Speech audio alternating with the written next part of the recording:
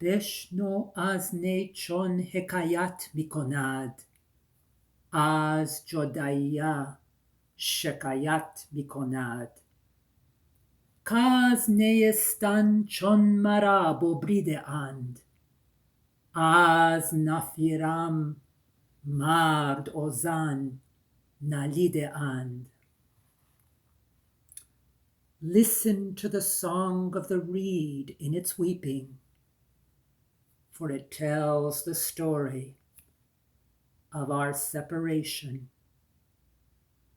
For since the day the reed was torn from its riverbank, in its sorrow is heard the cry of every man, of every woman.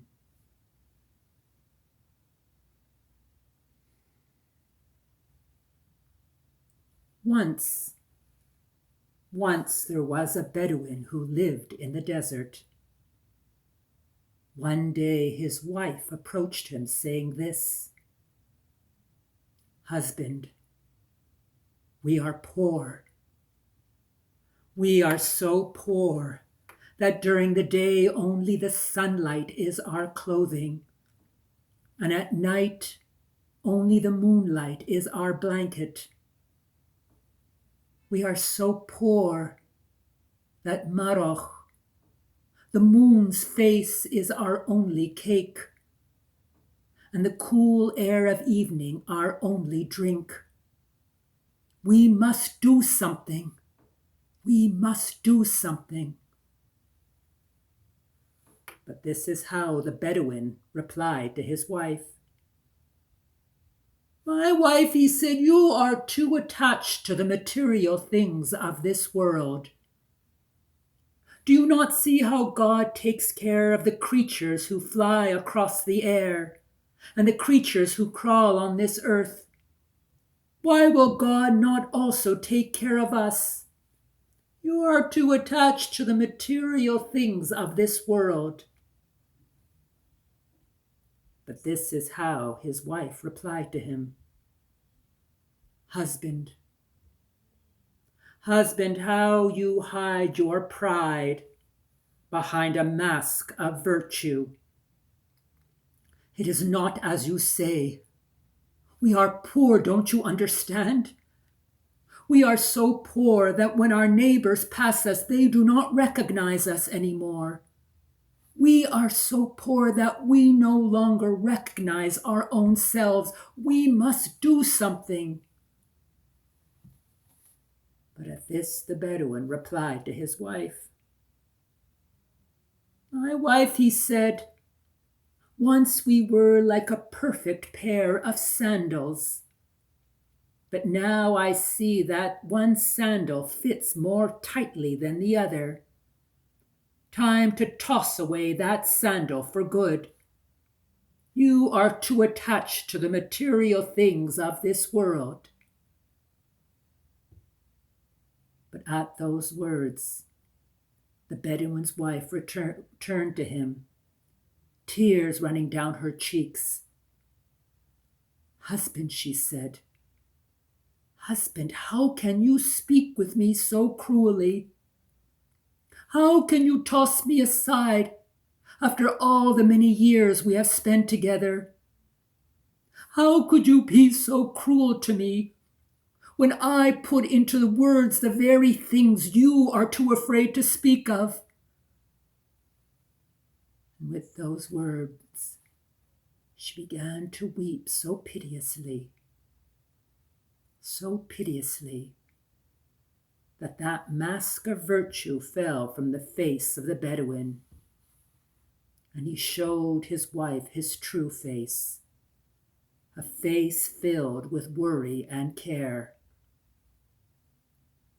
"My wife," he said to her, "what you say is so true, and yet every day I try to forget this.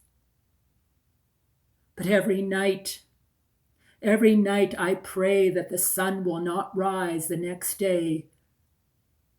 And when the morning comes, I wonder how I will pass another day in poverty. I don't know what to do. I don't know what to do. Husband, she replied, there is something that we can do after all. For I have heard that in Baghdad there is a Khalife, a ruler who is as generous as Hatim al-Tay. Many have arrived at his court, and he has showered all his generosity on them. If he treated those in the same way, why will he treat us any differently? My wife, replied the Bedouin, my wife, what do you say?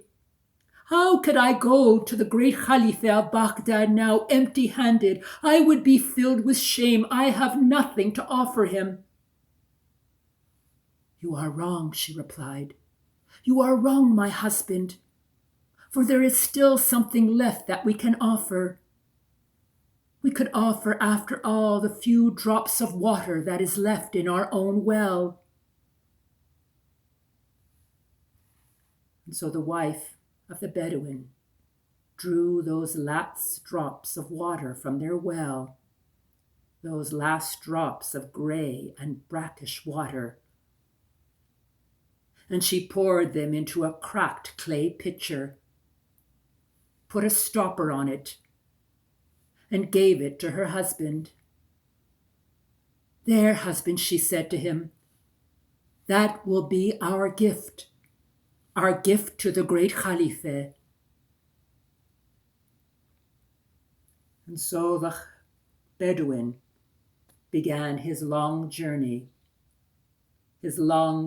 across the desert, carrying that clay pitcher filled with the drops of grey brackish water from his own well. After a time he arrived at the banks of the Aravan Rud, by the banks of the river Tigris, and he saw the clear, sweet water that flowed down that river, and he sighed to himself, this very river flows into the palace of the Khalifa himself. Every day the Khalifa could have this sweet, fresh water. What will he want with this few drops of water from my own well? How will I have the courage to present this to him? And yet he continued his journey all the same, until he arrived at the great city of Baghdad. And before he knew it, he found himself within the palace of the great Khalifa himself. There he was, standing outside the door of the throne room of the Khalifa. And standing guard at that door was a tall Turkish soldier. And despite all the trials of his journey, at that moment he lost all courage to present to the Khalifa his very modest gift. And so he turned to the tall Turkish soldier, saying this, Please, Aga, please, sir, my courage has escaped me. I have come all this way to give this gift to the Khalifa, and now I do not have the courage to stand in front of him. Can you give this gift on my behalf? And the tall Turkish soldier looked down on the Bedouin and smiled at him. Amja, uncle, he said to him, do not worry. I will present your gift to the Khalifa with my own hands. And he took that clay pitcher, and he entered the throne room of the Khalifa. Now on that day, the Khalifa was holding a divan, and there invited were all the ambassadors from Rome and China. There they were in their long silken robes and the gold chains around their necks. And there was the Turkish guard, walking towards the golden throne of the Khalifa himself. In his hands, that cracked clay pitcher the Bedouin had given him. And as he came closer, he explained to the Khalife on his golden throne everything. And the Khalife looked back at the guard with a sad smile. At once, the Khalife ordered that golden drinking cups be brought. And when a tray was presented to him, covered with golden drinking cups, he removed the stopper from that pitcher and poured a few drops of that grey, brackish water in each of those golden cups. And the golden cups were passed to all those who were there, so that each one had his own drinking cup. And then and there the Khalife instructed all of them to drink of what was offered to them. And each of them looked into that gold drinking cup filled with that grey brackish water. Has the Khalife lost his mind, they thought to themselves.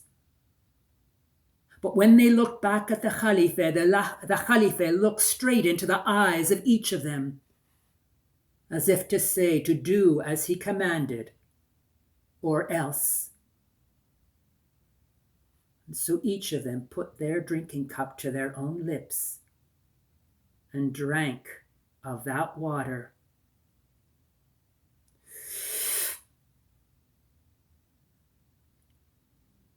But this water was so sweet. It was as sweet as wine spiced by cinnamon. This water was so sweet that to some it reminded them of someone they loved who was no longer in this world. And their eyes began to well with tears at the memory of their dear departed. This water was so sweet that it reminded others of a childhood memory that made them laugh with joy they had never experienced in so many years.